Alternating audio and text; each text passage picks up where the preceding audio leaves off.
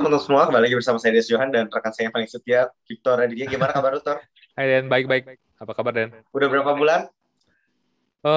Jalan 8 bulan 2 minggu kayaknya sekitar. Jalan segitu Wih, sih. dikit lagi dong. Dikit lagi, Dikit bulan lagi dong. depan. Wah, wow, wow, wow. Udah siapin nama lah ya. Udah dong. Oke. Kalau gitu kita langsung Ditunggu. masuk ke pembahasan aja ya. Kalau Iya, kan iya. ntar kita lama nih ngebahas anak lu. Oke. Nah, lu tahu belum yang kita akan mau bahas hari ini? Lu udah sempet kasih gue link artikel sih. Artikel yang gue bahas-baca Hmm. tuh wow banget sih. Kejadiannya tuh wow. Apa tanggapan lu tentang hal ini? Mungkin lu coba jelasin dulu deh artikelnya. Oh Mungkin ya. ada pendengar kita yang nggak tahu nih artikel apa nih. Nah, jadi kita akan ngebahas sebenarnya basically adalah tentang kejadian di mana seorang pendeta mengklaim bahwa dia mampu bangkit seperti Yesus setelah 3 hari. Dan dia benar-benar dikubur hidup-hidup. Dan dia memiliki istri yang sedang mengandung anaknya ya. Nah, jadi, dan unfortunately dia bukan Yesus, dan setelah dikubur lagi, digali, dia mati. Dia mati beneran. Jadi awalnya dia bernubuat lah ya, dia bisa bangkit seperti Yesus gitu. Jadi dia either itu nubuat atau dia perkataan iman, pernyataan iman, whatever, yang pasti dia mengklaim dan dia mau buktikan benar. Dia mau buktikan hanya sampai mati ya. Jadi 3 harinya benar mati, dia 3 hari benar. Tapi setelah bangkitnya yang dia tidak buktikan ya. Jadi ya itu sayang banget sih. Gue turut berduka sekali dengan hal ini dan gue juga tidak senyum ataupun maksudnya tidak senang ya dengan hal ini. Bukannya gue ketawain dia akan apa yang terjadi. Gue juga turut berduka dan gue juga mungkin ada sisi positif yang gue percaya bahwa kita bisa belajar nggak cuma semuanya hal negatif. Nah mungkin sebelum kita masuk, nah dari lu sendiri nih Tor, apa tanggapan lu tentang berita yang duka ini? Dari apa yang gue baca dari artikel ya, sepertinya sih pendeta ini pendeta muda kan dibilang kan. Jadi maksudnya masih kan masih 20-an gitu kan. 20-an. Menurut gua kayak 20-an. mungkin dia ini belum punya pemahaman teologis yang cukup baik ya. Dan mungkin gue juga mempertanyakan nih pendeta yang ngajarin dia. Maksud gue kenapa dilepas atau juga dia nggak diawasi gitu ya? Karena dia ada pertama nih ya, secara logis aja, dia kan mau meniru Yesus. Dengan Yesus mati 3 hari bisa bangkit. Tapi Yesus tuh mati kan nggak dikubur hidup-hidup gitu kan. Dia ditaruh di dalam kuburan batu kan.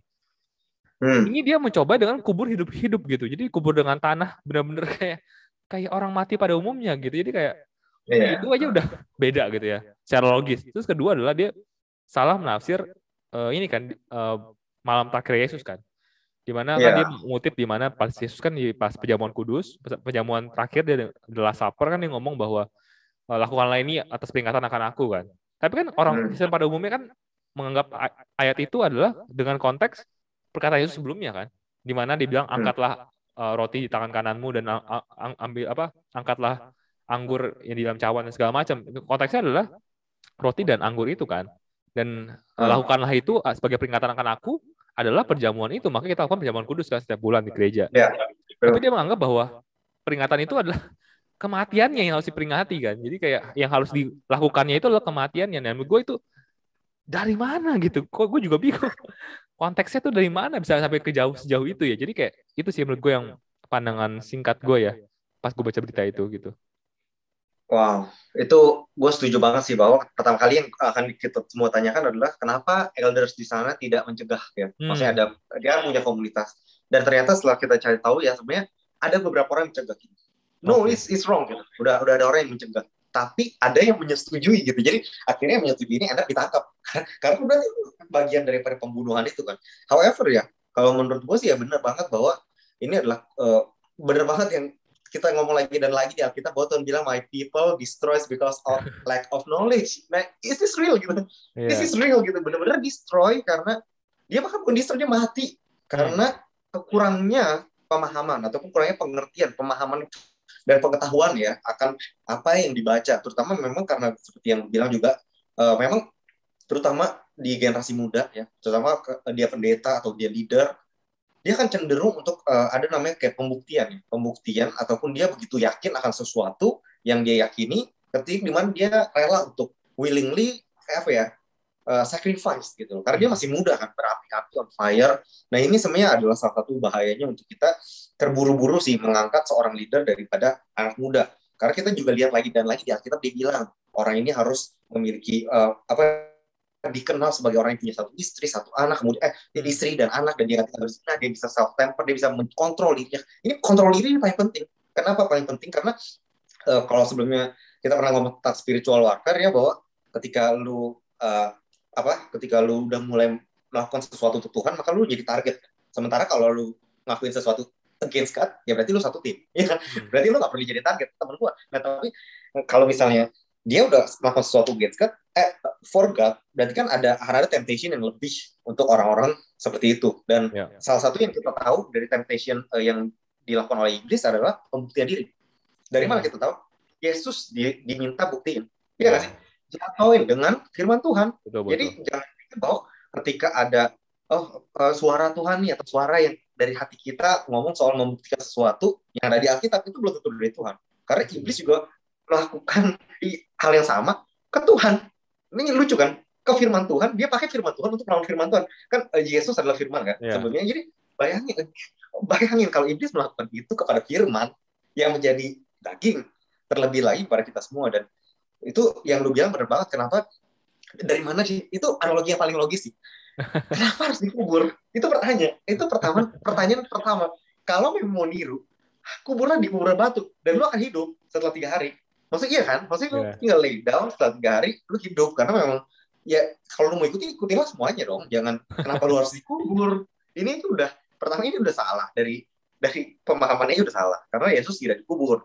Yesus dikubur batu. Kemudian yang kedua, benar banget bahwa ketika Yesus, dia bilang, perjamuan kudus itu kan ngomong soal mengenang Yesus, kematian Yesus, bukan mengenang kematian kita gitu. Jadi ini ya, kenapa jadi kita yang mati gitu? Jadi kan baik semua orang Kristen mati gitu. Ini kan jadi lucu kan? Oke, itu kan kita mengenang kematian Yesus. Caranya dengan perjamuan kudus, roti dan anggur, darah dan juga tubuh Yesus, bukan kita. Jadi sebenarnya kekristenan itu bukan soal kita. Kekristenan itu adalah soal Yesus. Jadi sekali kita di challenge oleh seseorang atau oleh nggak usah ikutin gitu. Kalau Yesus saja nggak mau membuktikan dirinya, dan dia Tuhan, dia bisa membuktikan itu, dia nggak mau buktiin kan? Kenapa kita manusia yang kita diselamatkan, saved by grace, by God, dan kita mau membuktikan gitu? Siapa kita dari situ sebenarnya udah menunjukkan bahwa adanya motivasi yang salah lah ya. Maksudnya mungkin ada motivasi yang salah. Karena memang kalau kita pikir, seandainya buat apa? Andainya oke lah, dia mungkin ignorantly, tapi buat apa? Betul. Maksudnya setiap orang melakukan sesuatu untuk motivasi. Ya oke, lu mau dikubur seperti Yesus, tapi untuk apa? Kan 3 hari bangkit kan? Berarti nothing, ya udah balik lagi biasa kan, ceramah lagi kan? Kenapa nggak langsung aja ceramah gitu? Kenapa lu mati bangkit? Berarti ada sesuatu yang ingin dibuktikan. Nah, untuk pemulihan siapa? Ya, masalahnya maksudnya apakah Tuhan akan dimuliakan kalau lu tidak bangkit? Most likely tidak. Nah, ini juga makanya penting untuk kita juga mengecek diri kita sendiri sih, guard our heart gitu, karena from our heart lah spring the issues of life gitu ya. Jadi semua masalah itu dari hati kita, dan itu juga penting banget sih untuk kita, terutama ketika kita menjadi seorang leader, karena ya bener banget. Dan lu juga adalah seorang leader, jadi lu tahu rasanya semakin lu menjadi seorang leader beda dengan ada ekspektasi orang, ada challenge, buktiin, sehingga ketika lu mau apa ya kan, orang tuh senang ketika ngeliat orang jatuh kan, ada skandal langsung dibully gitu kan. Nah itu dia sih. Jadi ya harus hati-hati banget gitu dengan hal-hal kayak gini. Kalian harus bisa tahan uji. Nah mungkin pertanyaan yang selanjutnya yang dia lakukan ini kan, dia mau meniru anak tunggal Tuhan ya. Ini bukannya sekedar menjadi seperti Tuhan ya, tapi ini menjadi Tuhan ini. Maksudnya dia mau tidur dan dia mau bangkit sendiri. Maksudnya itu hanya bisa dilakukan oleh anak tunggal Tuhan sendiri. Kita dibangkitkan, bukan kita mati terus kita bangkit sendiri kan. Nah, apa ini termasuk nggak sih kalau menurut lu ya?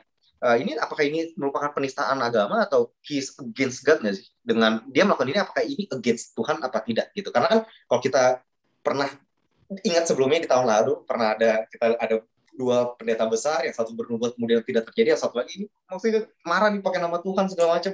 Nah, apakah kalau dengan orang ini melakukan, ini kan bukan ngomong tapi dia melakukan, dia ngomong dan melakukan. Apakah ini merupakan termasuk dalam penistaan agama ataupun against God gak sih? Usaha untuk menunjukkan perlawanan terhadap Tuhan. Gimana menurut? Kalau menurut gue sih, mungkin kalau di pikirannya kita ya, orang yang Kristen gitu ya, pada umumnya mungkin akan terlihat sekilas seperti memang ini menista ya. Karena menurutku penistaannya bukan karena dia meniru ya. Sebenarnya kayak bilang tadi, penistaannya tuh saat kita melihat dari purpose-nya apa gitu. Kalau purpose-nya, karena menurut gue purpose-nya memuliakan nama Tuhan nggak harus seperti itu kan.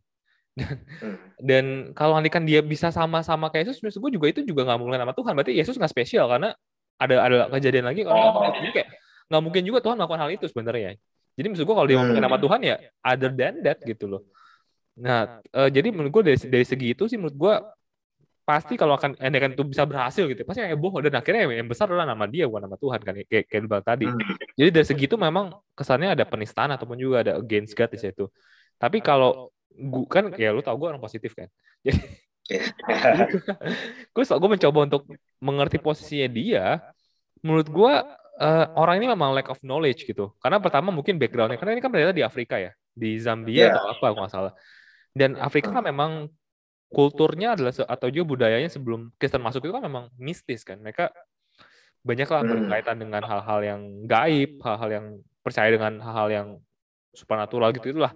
Jadi akhirnya mungkin masih ada apa ya, perspektif ataupun juga pola-pola pikir yang lama tuh tertinggal gitu. Jadi kayak masih campur Kristenan campur ke gaib-gaiban inilah gitu. Jadi itu. Terus kedua juga menurut gue dari tadi kita bahas bahwa dia aja salah mau niru Yesus tapi salah niru kan. Maksud gue selain kubur batu, tapi kan Yesus pas masuk kubur itu udah meninggal. Sudah mati di kayu salib kan, baru dimasukin ke kubur. Nah, dia kan matinya karena dikubur matinya. Jadi bukan yang pas masuk kubur udah mati, tapi ya itu udah beda banget gitu. Jadi sama tadi kita ngebahas mengenai dia salah mengartikan atau juga menginterpretasi ayat ya. Jadi kayak gue sih melihat bahwa kayaknya ini memang mungkin gue lebih condong ke arah memang ini orang ini nggak tahu dan orang ini ya sesat pikir lah menurut gue gitu. Jadi bukan artinya dia nggak sengaja sih, cuman memang karena kenaifannya dia lah menurut gue gitu deh. Iya.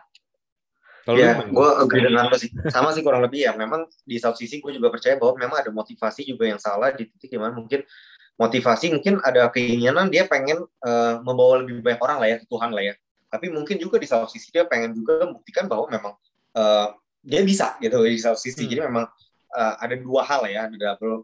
Karena memang kalau segala sesuatu dia hanya fokus ke Tuhan, dia kalau nggak ada untuk dirinya sama sekali dia nggak melakukan ini. Ngerti sih?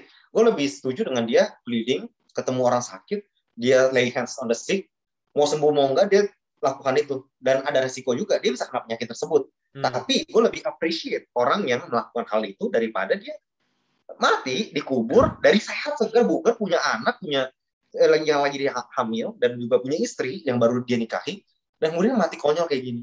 Kalau dia bangkit apa untungnya untuk orang lain? Itu yang pertanyaan pertama yang muncul di otak gue adalah kalau lu datang ke orang lu doain either dia sembuh atau enggak, gue appreciate it. Karena at least gue melihat ada sincerity di situ, ada ketulusan di mana lu pengen ngelihat orang sembuh, sehingga nggak apa-apa deh gue berkorban biarpun dia sakit. However, kalau dari perbuatannya ini, gue nggak bisa menyetujui dia dari motivasi manapun. Karena apa?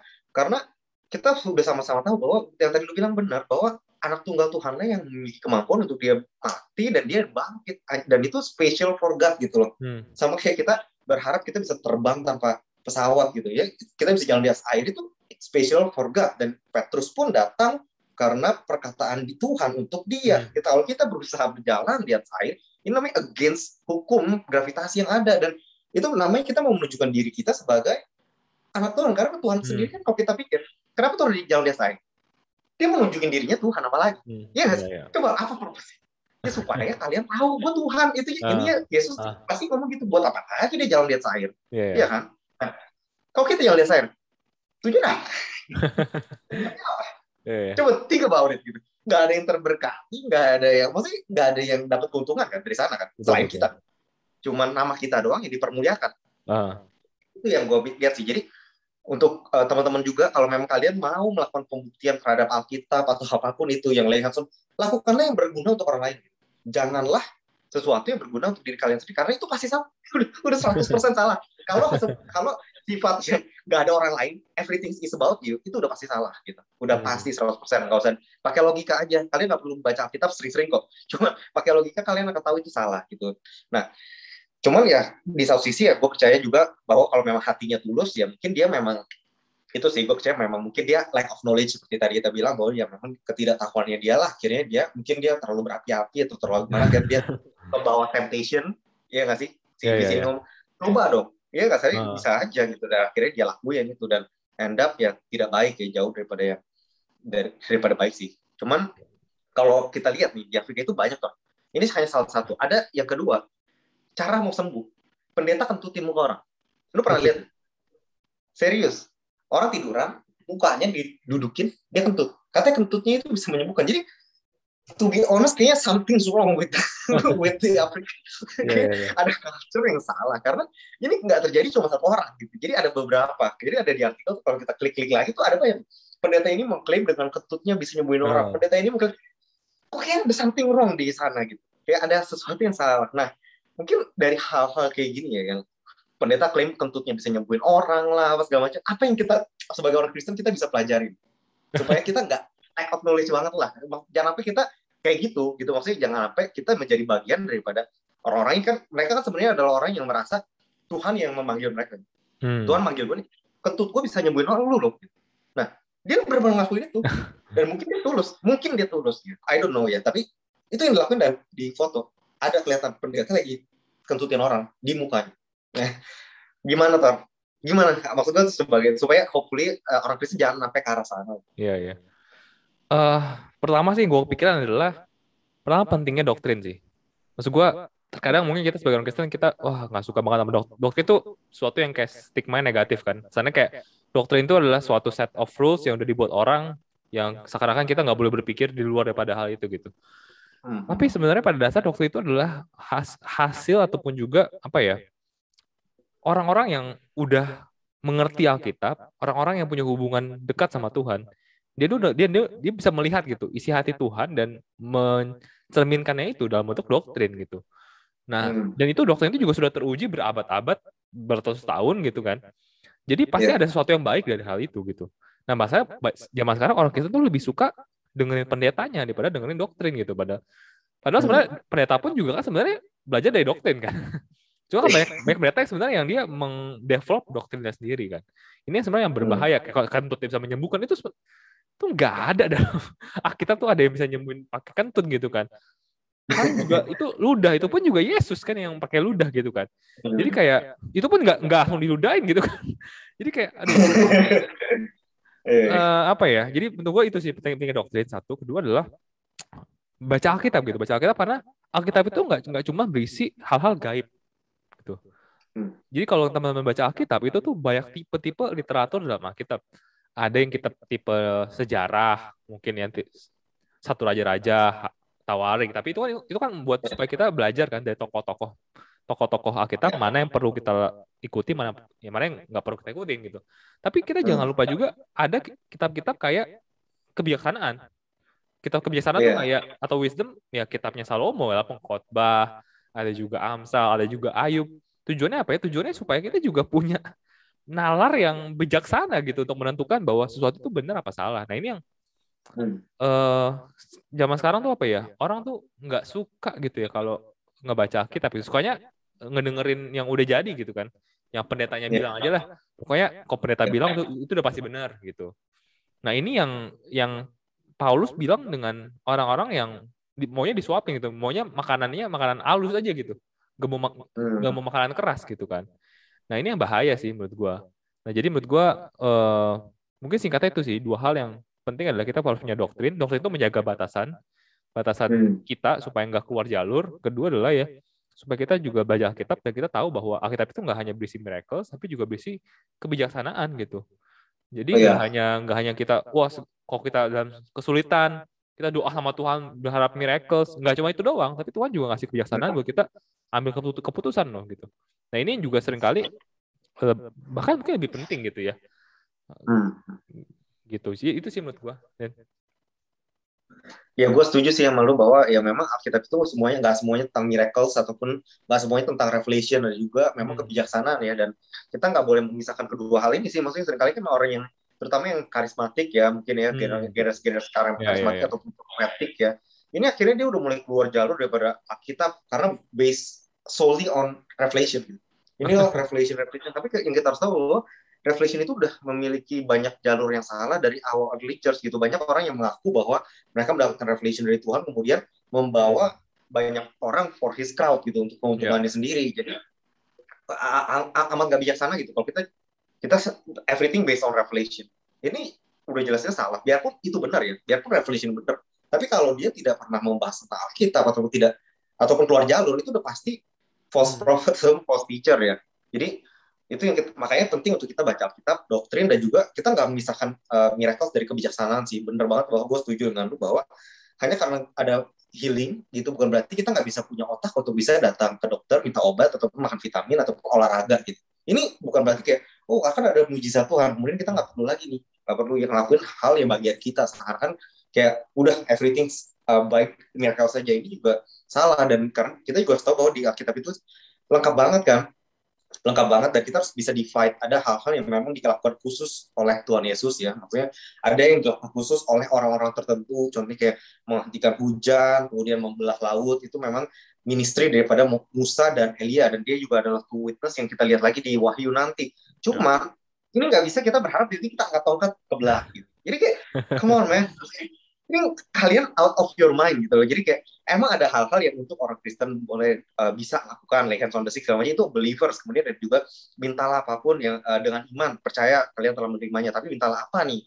Bukan apapun, dalam arti konteks yang negatif juga diberikan. Itu juga harus mix dengan ayat yang abide in my word and my word abide in you, dan ask everything in my name it shall be given. Jadi ada hal-hal yang kemudian kita bisa mix up dan kita baru ngerti apa sebenarnya ada arti daripada ayat tertentu. Jadi kita juga jangan cuma pakai satu ayat kemudian, atau kita melihat semuanya untuk kita, ada kutuk untuk kita, berkat untuk kita, semua untuk kita. Jadi kayak itu udah salah banget gitu, karena memang ada yang tepat untuk mereka, ada yang tepat untuk kita, ya ada kita bagian sendiri, dan memang ada bagian untuk revelation ya. Revelation itu kayak purpose Victor apa sih, itu kan harus dipilih sendiri, maksudnya nggak bisa di kita kan. Jadi it's okay, ada place for that sih gitu. Jadi ya hopefully ya kita nggak cuma percaya ke pendeta, bener banget kata lu bahwa nggak semua pendeta benar, dan nggak semua pendeta juga adalah pendeta dari Tuhan. Itu yang kita juga harus tahu ya. Ada pendeta yang juga false teacher juga gitu. Jadi dan false teacher itu datang kemana, ke gereja, makanya dia jadi false preacher dan false teacher gitu. Dari buahnya lah kita akan mengetahui buahnya ya apa yang dia lakukan dan apa yang dia katakan sih. Mungkin itu aja yang bisa gue tambahin ya. Nah mungkin dari lu sendiri nih, sebelum kita tutup, ada yang lu mau tambahin? Sebenarnya menurut gue sih core daripada masalah yang ada di berita ini sebenarnya adalah interpretasi kan.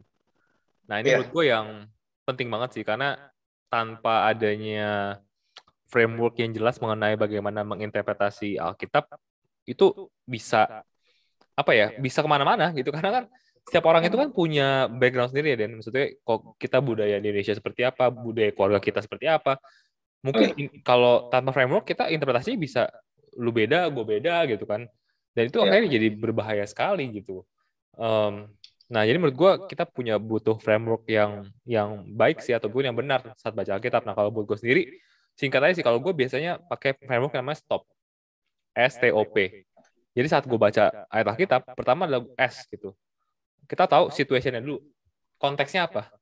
Nah, kalau contohnya di yang kasus-kasus di pendeta tadi kan, konteksnya adalah itu lagi perjamuan kudus kan. Konteksnya bukan penyalipan dan penguburan. Jadi saat Yesus bilang bahwa lakukanlah ini sebagai peringatan akan aku, itu nggak ada konteksnya sama sekali dengan kematian sebenarnya. Kalau kita baca konteks, situation gitu. Itu yang pertama. Terus kedua, T. Nah, yang kedua itu adalah type. Atau juga tipe literaturnya apa. Kan kita sempat ngomong kan bahwa Alkitab itu banyak. Ada yang tipenya narasi, ada yang tipenya puisi, ada yang tipenya lagu, ada yang tipenya kebijaksanaan. Nah, tipe ayat yang kita baca itu apa? Gitu. Jangan sampai ayat yang isinya puisi kita maknai secara literal gitu kan, bahwa misalnya Wahyu gitu kita maknai literal bahwa nanti ada naga, ada apa, gitu kan jadi sesuatu yang akhirnya nggak masuk akal juga gitu ya. Jadi kita tahu tipe tulisannya juga itu apa. Terus ketiga adalah itu objeknya. Jadi kalau misalkan ayat itu berupa perkataan, ini diperkatakan kepada siapa? Gitu. Kepada bangsa Israel kah? Kepada murid-murid Tuhan kah? Kepada siapa gitu? Jangan sampai kita mengklaim sesuatu yang memang bukan ditujukan buat kita. Dan keempat adalah P, itu adalah preskriptif gitu. Jadi either itu ayat itu adalah preskriptif atau deskriptif. Jadi bedanya apa? Preskriptif itu adalah kayak kita ke dokter. Kita ke dokter, kita minta obat, dokternya kasih ke resep kan. Resep itu ada resep khusus buat kita. Nah, itu kan preskriptif. Artinya itu memang ditujukan buat kita.